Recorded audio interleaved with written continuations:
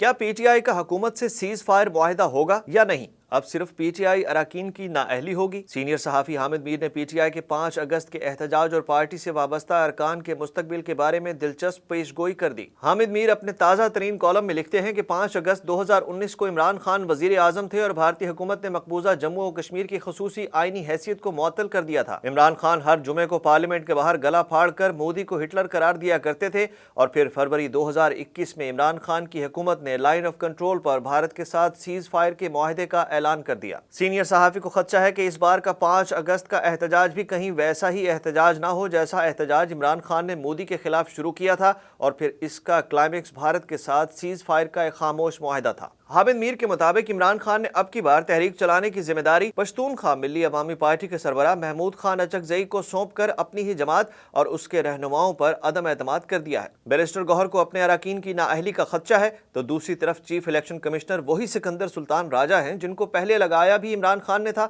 और फिर हटाने के लिए पंजाब असेंबली में करारदाद भी वही लाए। चीफ इलेक्शन कमिश्नर और कुछ अरकान जनवरी 2025 में अपनी मुद्दत पूरी कर चुके मगर अब भी ओहदे पर मौजूद हैं। हामिद मीर का दावा है कि सिकंदर सुल्तान राजा को इंतजार है कि जैसे ही अदालत से अपोजिशन लीडर उमर अयूब को सजा सुनाई जाए उन्हें नाअहल कर दिया जाए और यही सूरत हाल अली अमीन गंडापुर के साथ भी हो सकती है। मगर गंडापुर के लिए सजा और नाअहली किसी तमगे से कम नहीं होगी क्योंकि जुनैद अकबर उन्हें बहुत मुतनाज़े बना चुके हैं। नाअहलियों के तनाजुर में इंसाफ के लिए barrister Gohar chief justice Pakistan से मिले मगर उन्हें कोई यकीन दहानी ना मिली। उमर अयूब ने भी जस्टिस याहिया अफरीदी को खत लिखा है। हामिद मीर के मुताबिक सिकंदर सुल्तान राजा तो अपनी बका की जंग लड़ रहे हैं, उन्हें भी किसी बड़े ओहदे की तमन्ना है क्योंकि अब किसी बड़े ओहदे के बगैर जीना भी महाल लगता है।